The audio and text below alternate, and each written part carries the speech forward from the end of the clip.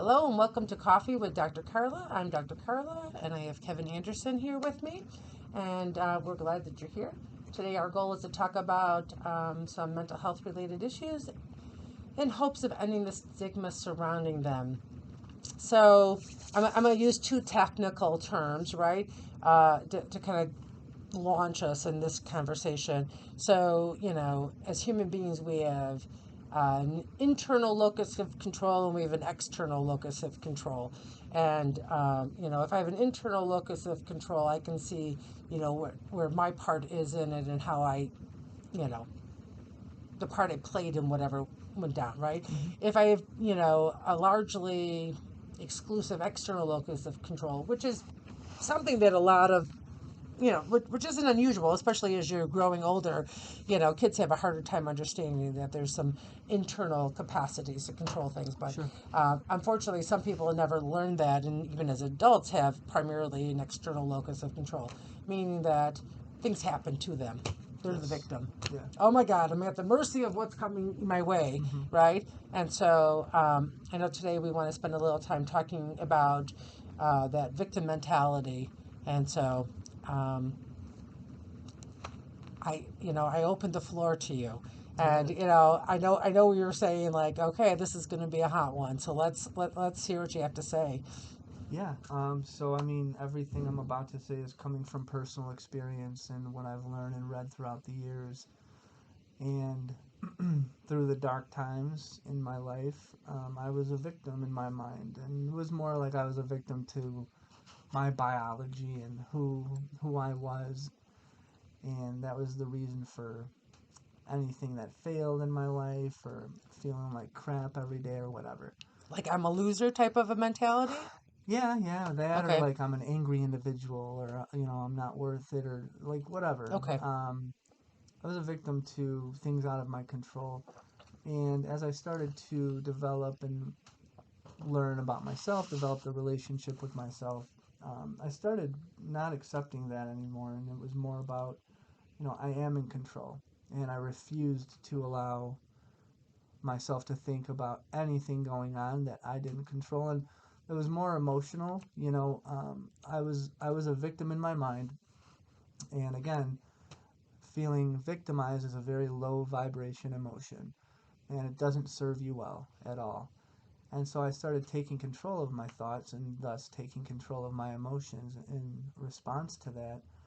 And I've just noticed now I'm at the point where I don't like if I'm not doing well or feeling well, that's completely on me. I'm aware of that, and we do have control over how we react or respond to external events or circumstances, Right. so it's just big because one of the reasons that we fail at things is because we blame.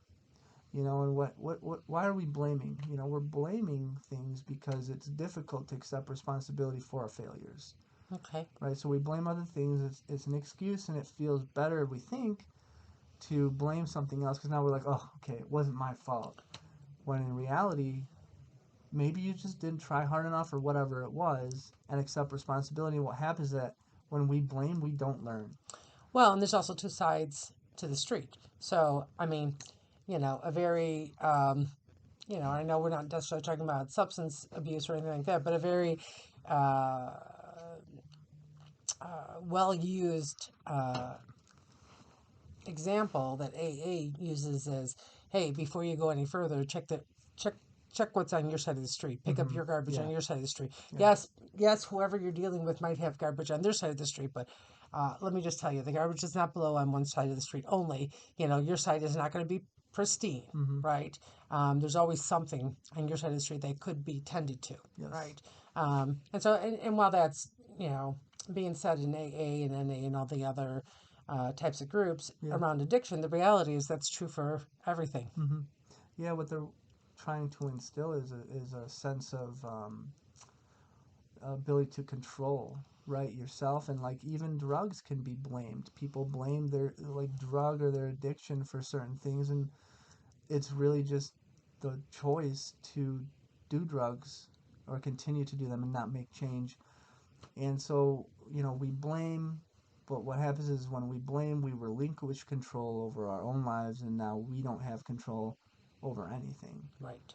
So I think it's about establishing responsibility for yourself and what you do.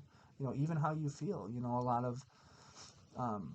A lot of the thought, I feel like, or stigma surrounding mental wellness or getting help. It's like, weak or something. Just accessing whatever avenues that you can to start regaining control over yourself so that you're not blaming anything else. Like, that's the first thing that I feel like should be done. So the thing that strikes me is this concept is simple. You have control over what happens to you, even if even control of recognizing that some things are out of your control. Yeah. I can't control that Monday night we lost power, but then I get to control what happens from there, right? Yeah. So simple. But I mean, clearly, when we're talking about more complex things, Right. that very simple concept is not so simple to master or carry out. Yep. And so, I guess I think sometimes what could be useful is maybe if you can give an example of where maybe that victimized or victim mentality was at its worst for you. At its worst. Yeah. And then, perhaps how that got shifted to a more healthy perspective. I mean, there was just a certain point in time in my life, and I feel like we all evolve differently, right? At different paces.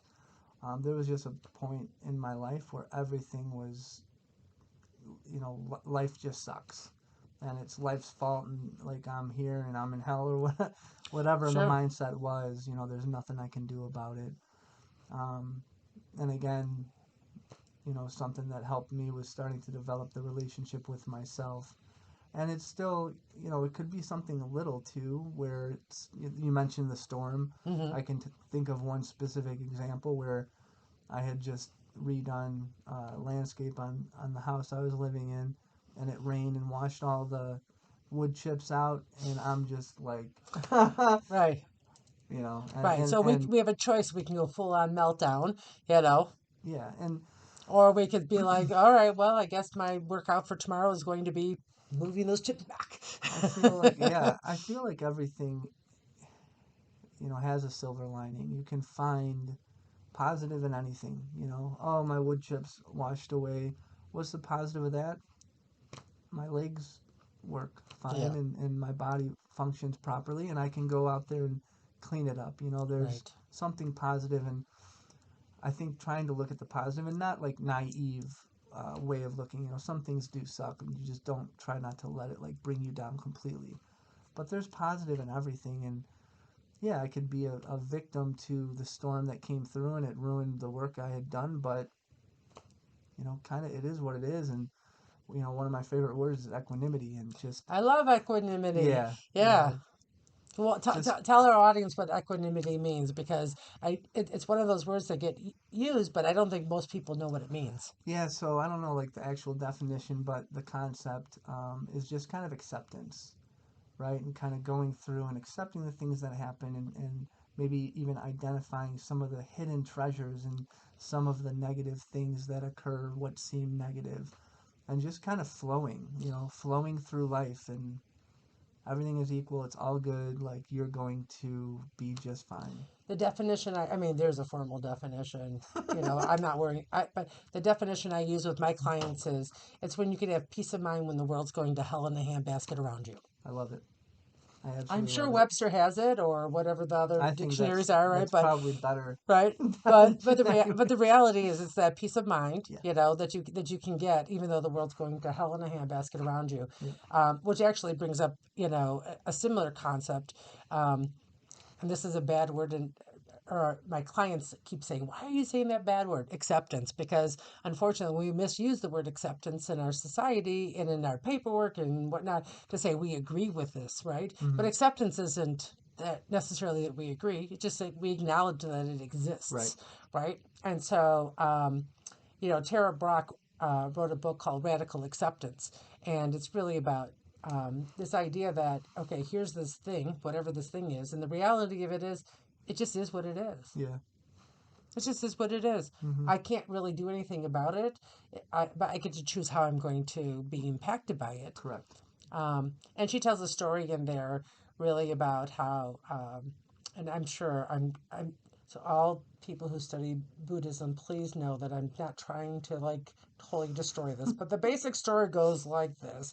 Buddha was in his home, his followers were there, and Mara kept circling around, and Mara was not a nice entity. It was, its job was to do harm, Mm-hmm. right? And so Buddha would frequently say to his followers, come on, invite Mara in. We're going to have tea. Bring it in. And they're like, what? Why would you do that? But because the reality of it is Mara's here anyhow, so I might as well acknowledge that it's here, Mm-hmm. instead of being like, oh my God, I'm so afraid of you. Right, I know this is not traditional Buddha teaching. I understand. It's the Dr. Carla version. I got it. But basically, I'm going to invite Mara to sit down and have tea with me, and I'm going to say, I see you. I recognize you. I'm not going to let you destroy me, and I'm not going to, cower to you. But I'm also not going to fight you or anything like that. I'm just Yep. going to recognize that you're there, right? And so, really, a lot of what you're talking about is this radical acceptance. Yeah, you reminded me of I don't know if it's a quote or whatever, but saying maybe it's what you resist persists, Oh yes, right? And the more that you fight something, the more prevalent it is in your life. The more you try to control something, and instead of just accepting. And I agree. I mean, letting go, the only thing we physically have letting go. Yeah, control over is ourselves and how we react, and that's it. where we go. We can never control anyone else. Right. And so that can be a difficult concept to achieve and implement in one's life, but super important, I feel like. Yeah, it's a toughie. It's a toughie, and sometimes that victim mentality persists because we can't let go. Mm-hmm. Right? If I'm holding on so tight, I'm literally strangling the life out of whatever it is. And if I just ease up, then that thing could start to take on a different form, and I won't be as impacted. Exactly. There's actually a But it's really scary. it is, yeah. There's a really good book by David Hawkins, I believe. It's called Letting Go. Okay. He kind of goes through every single type of emotion and the impact it has, and it talks about the vibration of emotion. And victimization, again, is one of the lowest vibration.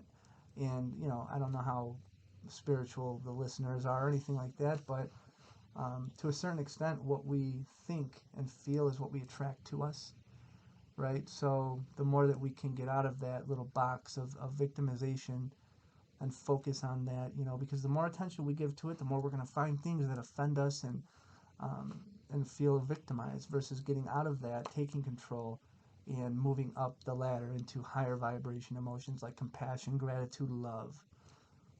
Awesome. This is this is yet again another topic that could go on forever. And unfortunately, it's impossible to dive as deep as we really need to go. So like these are things that, in my mind, if this is an area that you really want to work on, you're gonna have to find a professional or, somebody to help you along with this, because it's gonna be a massive journey, not a 15-minute conversation, right? Always a journey. Sure, but I guess the question is, how might you or what might you suggest to get people started? Like maybe even to recognize that Mm-hmm. they're in that victim mentality. How might we get the folks started so that they can begin this journey? I have something really, really simple to identify. Anything that offends you, start there. Okay. It's that easy. Yeah. If you're living authentically and you love yourself, anything that offends you, it doesn't matter what people think or say or do, nothing should offend you. If you're living in here, like we talked about. So if something offends you, start there, analyze it. Why am I offended? Why am I letting something that maybe I don't agree with have control over my emotional state? Yeah, I heard once that when you're offended and you let it kind of fester, it just turns into bitterness. Yeah. And much like horseradish, it's got lots of, it's got lots and lots of different roots. And, so if you let that bitterness sink into your heart, all those roots just start to get in there and strangle, your heart and your well-being, your ability to be compassionate and have gratitude, etc. So yeah, I think that's an excellent idea. Is identifying those areas that you feel offense or where you Yeah. feel offense and starting there and examining those types of things. So Yeah, I think especially in this society, it's a lot of emphasis put on if something offends somebody, we need to change that thing versus that person change how they are reacting to it, and it's just promoting a wrong sense of control that you can control anything beyond yourself. Yeah. And so accept responsibility for yourself. It's hard, but can be done. right. And I think there are some situations where people are offensive and are making inappropriate remarks, Trying to um, hurt somebody, trying to hurt somebody. but even more reason why don't let that person Right. have Now, that. do they need to take some responsibility for that? Yes. Please do not write me and tell me that somehow yes, they need to, but the problem is I can't make that person who made that offensive Yes. remark take responsibility. I can choose what I'm going to do with it. Right. Should they? Yes, they should. Absolutely. Right. Yeah. Should never hurt another person willingly. Exactly. But what do we control? Ourselves. Yeah. That's what we Exactly. should focus on. Yeah. So, thank you again. And so remember, you can change your thoughts, discover your potential, and transform your life by focusing on your overall well-being. So until next time, continue working on being the best you possible. Bye, everybody.